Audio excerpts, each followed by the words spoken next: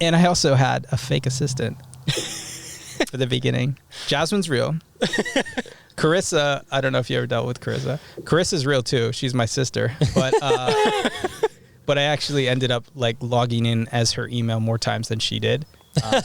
So I would respond. Here's a pro tip. Yeah, you actually gave me this tip. Here's a pro tip. In any, especially as a content creator, if you're looking to become an influencer or anything like that, you need a manager to reach out on your behalf so you don't look desperate. So as a content creator, and this has completely been a hobby / experiment the last few years. I've gone to 16, 17 different countries. Anywhere I go, I can stay in a hotel for free. I can have free food, free VIP experiences, whatever. Because I have, 18,000 followers on Instagram, and that's another conversation to have. It's like how did I build that up and whatever. But it's that, but also it's because I have my quote unquote manager reach out to these hotels on my behalf and say, Joe Lord, who has this amount of following, who has had his work seen by millions of people on NBC, who's done work with Disney and blah, blah, blah. Just this elevator kind of pitch email template, copy, paste, send it to 10 different hotels in Paris. 3 of them get back. I get my choice, stay there for a week for free.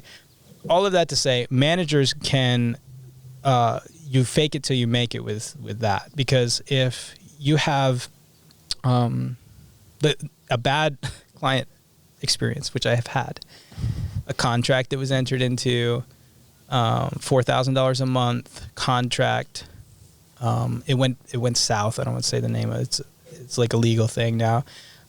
It went south because they didn't know what they wanted until 3 months into it, and then they knew what they didn't want. It wasn't part of the contract. They didn't want to pay me more money, and I wasn't going to change.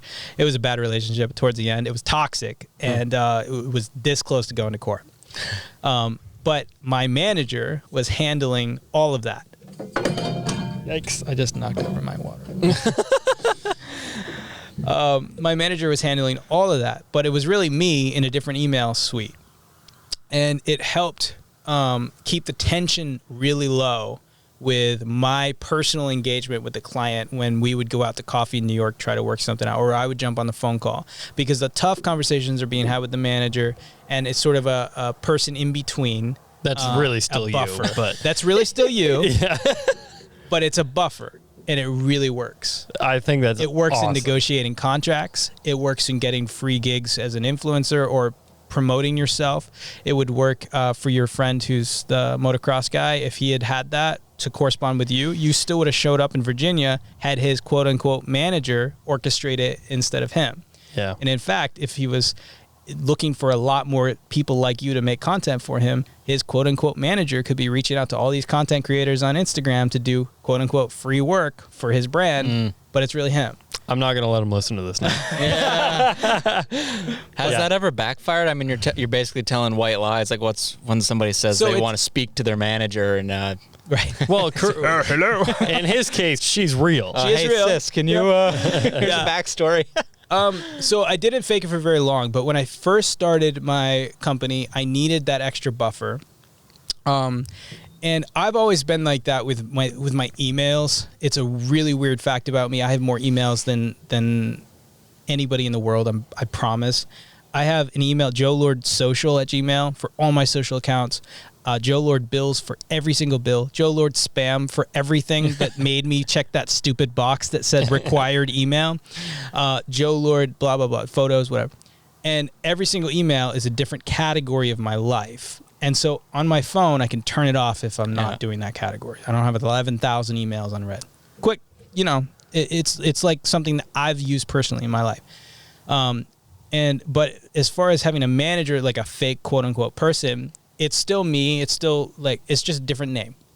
And what you're doing is you're giving a perception of something larger than yourself. And so when you jump on a phone with somebody, you can say, yeah, it's me over here, Joe. How's it going? Looking for $10,000 for this video project. And they think I could hire a freelancer for $300 to go do that.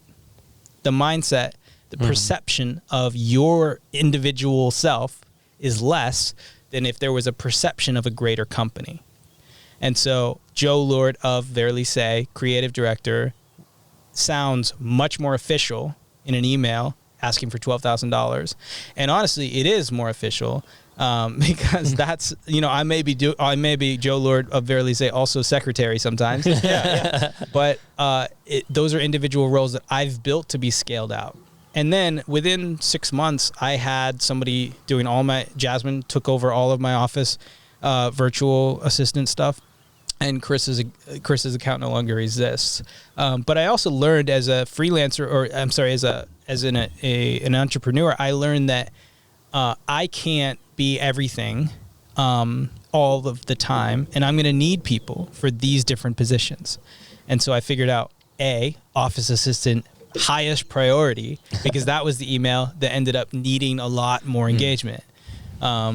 Then salespeople, not so much. It's all about who you know. And so then I would represent myself if I'm trying to build relationships and so on. Yeah.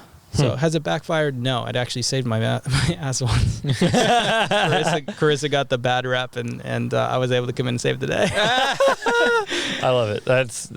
See, normal people don't think like you, and I think it's awesome. I don't know. The job description. I'm hiring an admin. Can you please write that up? I'll just quote you. Normal people don't think like you. Yeah, there you go. I never would have come up with this.